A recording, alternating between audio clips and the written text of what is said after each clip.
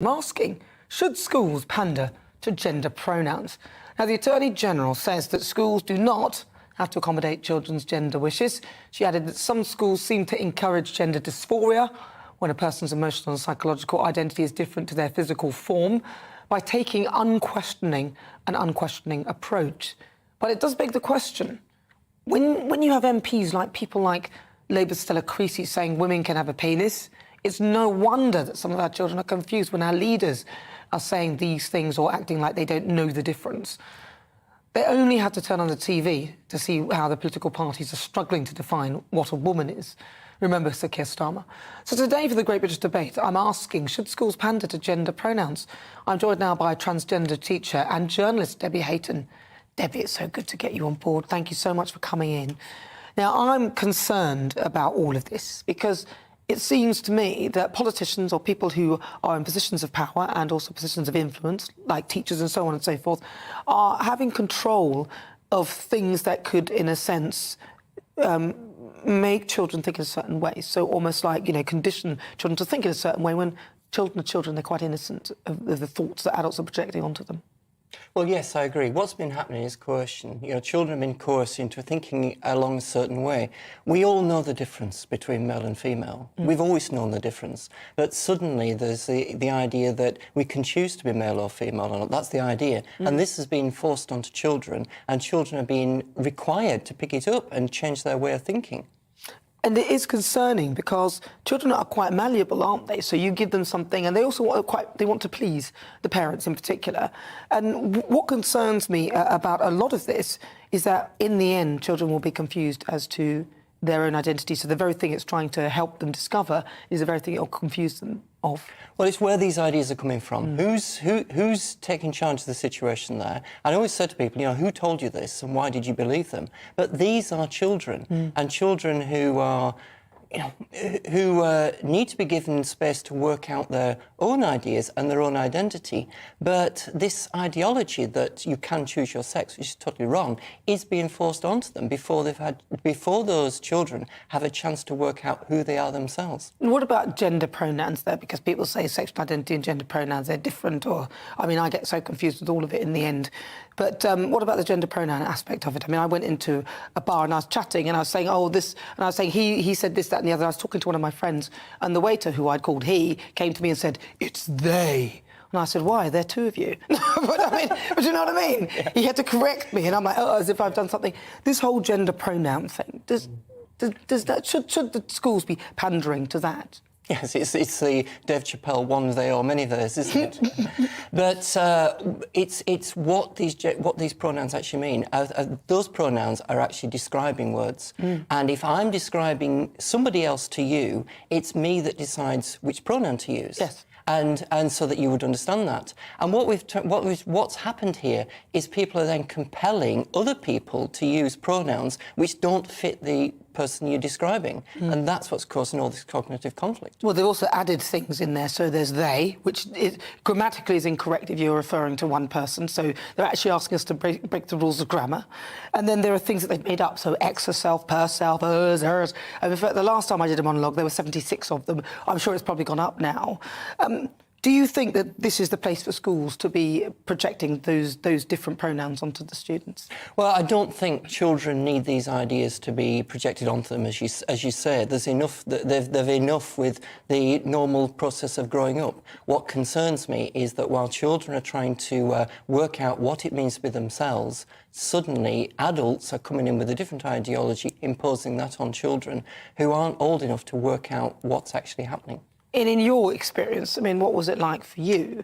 Because there may have been a time when people would have said he instead of she, and if people get that wrong, what does that bother you? If people...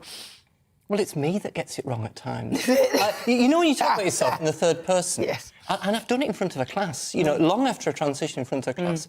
And you say, and he will not be very happy with you. And they say, Dr. Hayton. And so I do, but we shouldn't get too bothered about this. If people lose control of their minds over pronouns, then then perhaps they need to take a step back and work out exactly what the issue is here. These are just describing words. That's now, what they are. earlier, you had a conversation with Stella Creasy because she said that a woman can have a penis. She seemed confused. I mean, what's your take on it? What happened with the exchange? Well, she made the claim that trans women are women, so I said, Stella, we're not.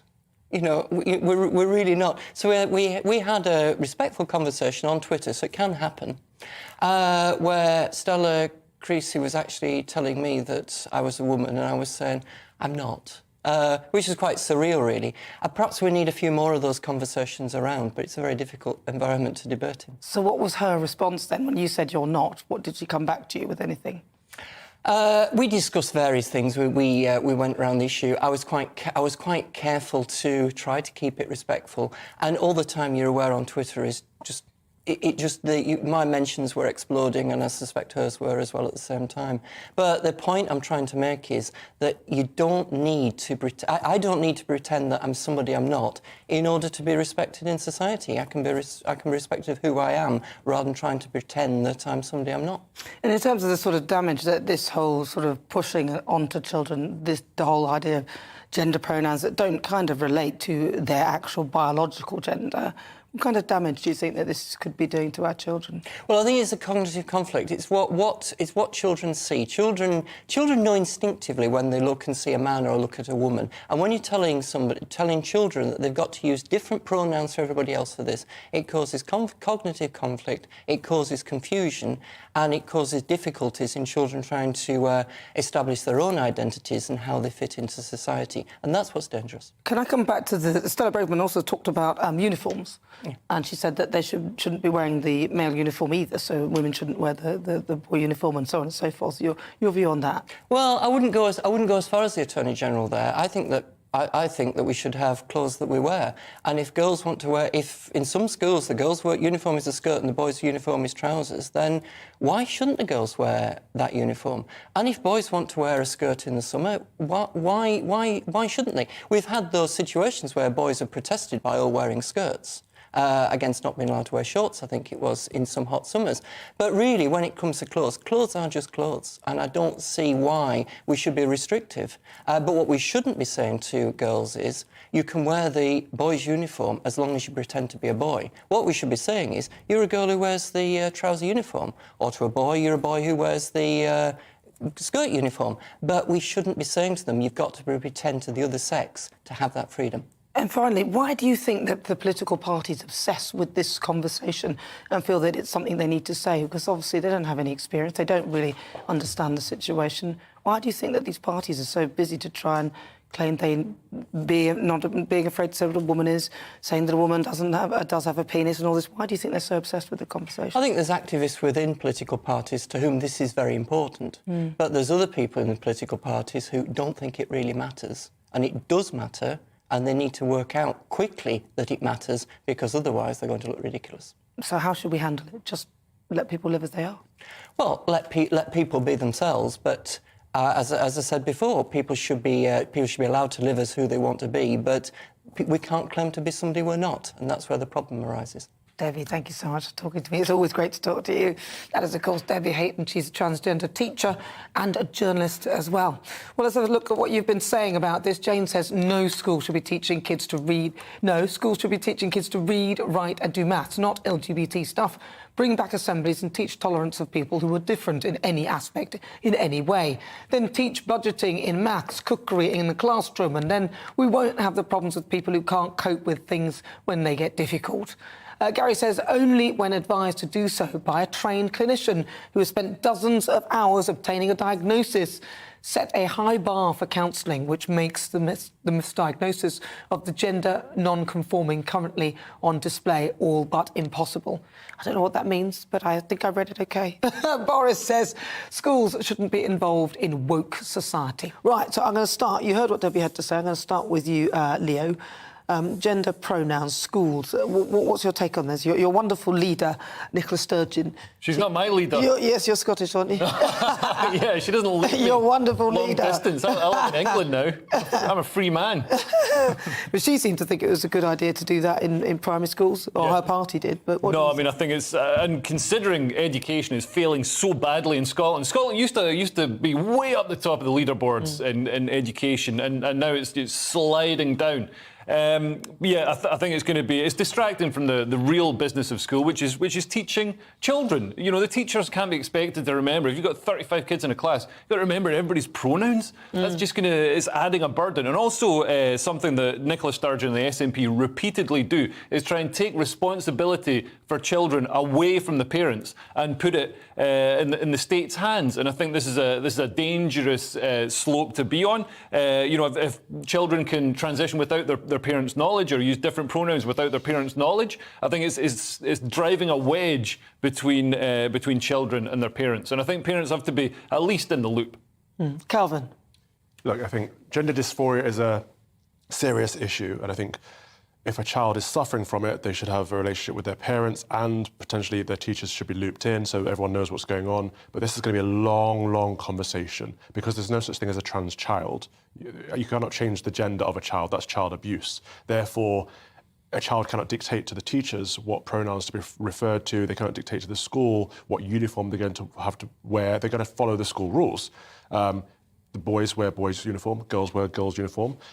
Boys use boys' toilets, girls use girls' toilets. If after they leave school and if after they become an adult and after years through the conversations with their doctors and their therapists and their parents, they decide they want to change gender and they want to go through that transition, then they can decide to become a trans man or a trans woman, but not while they're in school, not while they're a child. And I think Suella's right. I used to be on a governing body with Suella, actually, so I know she knows a thing or two about education, but I think she's right in that schools cannot take an unquestioning approach. You cannot be dictated to by a child. You cannot, children take the mick all the time. Maybe there is an issue of dysphoria, but maybe there isn't. Maybe a child's just saying, actually, today, miss, I want to be a girl, and they're just taking the mick out of the system, because these things do happen. Of course they do. My son Ivory wanted to be a car.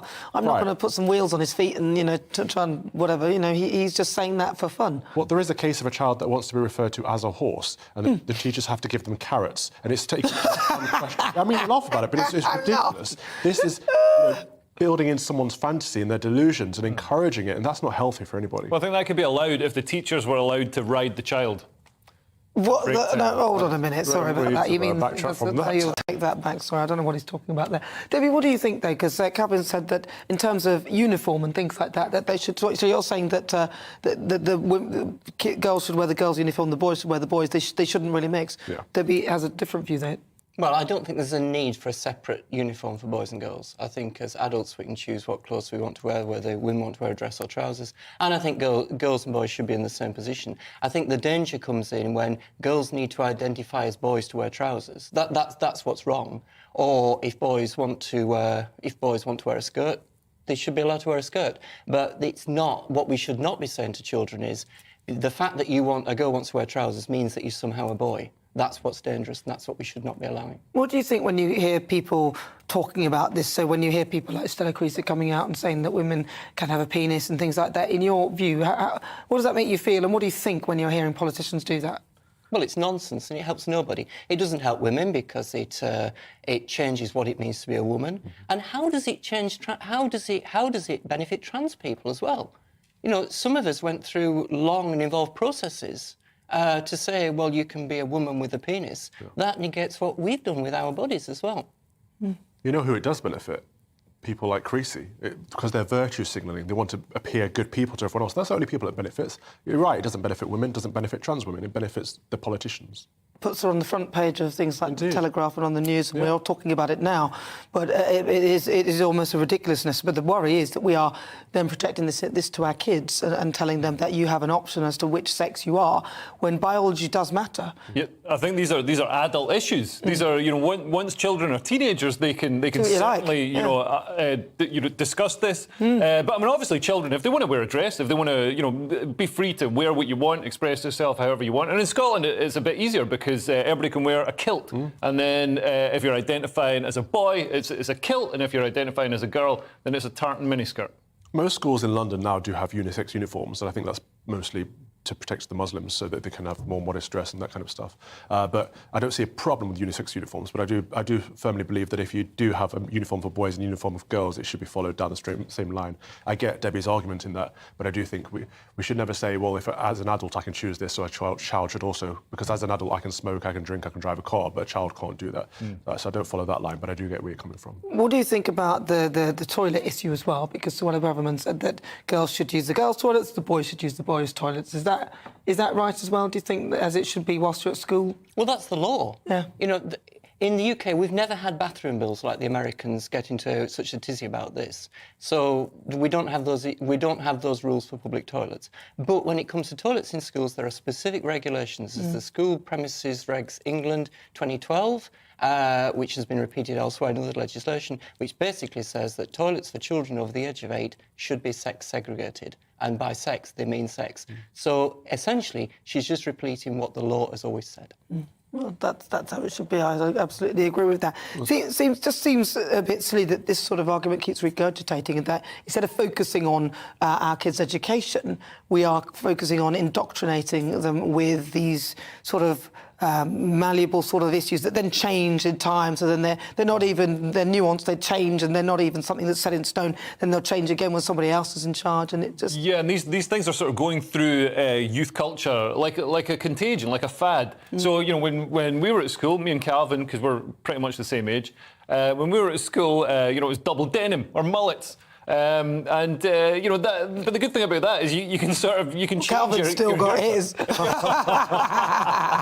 I would never be seen with double denim. Now it's party all over, but not just party at the back. But yeah, so social contagions run through young people and teenagers, and you see it with self-harming and eating disorders, and you know, new ideas come in and it spreads like wildfire. So we need to be careful that this isn't just a fad. So you know, children could be entering a system and a process that is long-lasting changes with puberty blockers and hormones, and eventually, you know, surgical treatment. So yeah, we've got to be careful how this is handled. And the other thing is that we never hear anyone from the trans lobby actually coming in to talk about and agree with these issues. So it's always something that you hear on the internet, or somebody's afraid of the lobby, or this and that. But the people themselves never identify themselves and say that this is the issue that they're actually concerned about, or that they agree with this, or we just hear it through people like Stella Creasy or other MPs who say this. Do you ever speak to the trans lobby about any of these sort of issues? Do they ever have a go at you? Well, I think I'm persona non grata now. They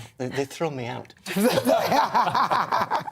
But they have a go at me online. They're convinced that I'm not trans because I don't share their ideology or their philosophy about what they understand to be trans. So they've thrown me out. That's sad, but it's also hilarious, isn't it? I get the same thing from the black community quite often. I'm not black because I don't share the opinion that they want me to have. Yeah. It's not about your characteristics, it's not about your physicality, it's not about your transition or your race, it's actually about your politics, isn't it? That's what they care about. I get it from the Scottish community as well. Please, they're proud to get rid of you. I'm alive past the age of 32, which they see as witchcraft. And I get it from the black community as well, actually. In fact, we all get it. Yeah. That's why we're all here. We're all the same. Yeah. But it is interesting, isn't it, that this, because it seems to be a lot of people who have no experience of it. So, for example, Stella Creasy coming out with these things, but I don't know who she's consulted, and I wonder why. You know, I would love to get somebody from the trans lobby to come in and talk to us about their views and you know, let us understand what it is that they're actually trying to say and why a lot of us don't really understand, because I don't understand. I saw one today on TikTok actually that got tweeted out. In that I always thought transphobic was you're afraid of trans people, because that's what the words tend to mean. Transphobia, yeah. Apparently now transphobic means if you are, so me as a straight male, if I would refuse to date someone that is a trans female, that would make me transphobic. That's not quite, is it? You might have a preference. That's the language now. So it's not a case of you're only being attracted to the opposite sex is very different to being attracted to the opposite gender. And if we're saying that being trans is changing gender, you can't change your sex because that's your biology. Therefore, if you're not attracted to someone of the opposite gender, whether they are trans or biological, that makes you a transphobe. But what if you saw Blair White and you didn't know she was trans? Oh, you always come back to Blair White, don't you? You always come back to her. I don't know why. But what does it mean? What does the phrase mean? And this is the thing. If the language means nothing, it's pointless. Well, I mean, listen, let's find out. This is what my panel think. Let's see what you think. Let's welcome our great British voice, your opportunity to be on the show. Tell us what you think about what we're discussing. Julie Ford is from Bedfordshire. Let's go right there and have a chat with her. Julie, welcome. Now, do you think schools are focusing on the right thing here?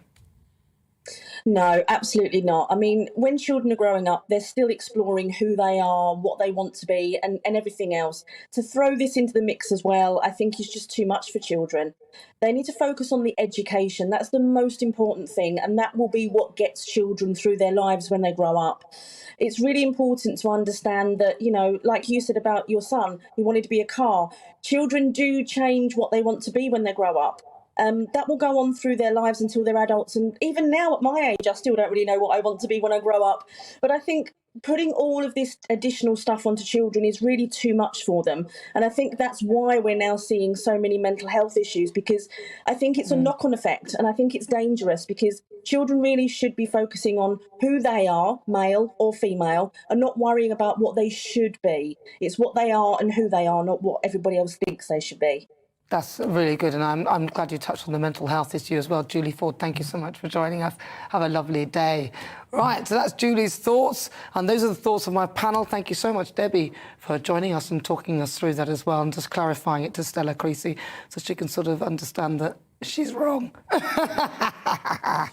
Brilliant.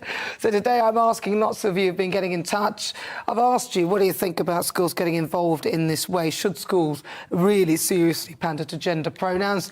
Let's see what Bob says. Nobody anywhere should be made to pander to gender pronouns. It's happening everywhere. World's gone mad. Jean says we should refer ourselves to as XX or XY or trans. That's it. Really? Just nothing. Just by your name is always handy, isn't it? Just the name will do. Melanie says no, schools should not go down this path because it's ruining English grammar. An individual is not they. They is plural. Yes, it is, isn't it? I know. Will says, what is all the fuss about this? Let kids be whoever they want to be. And Les said, let kids be kids until they're 18, then they are able to make their own decisions. See, very sensible views from our very sensible viewers and listeners.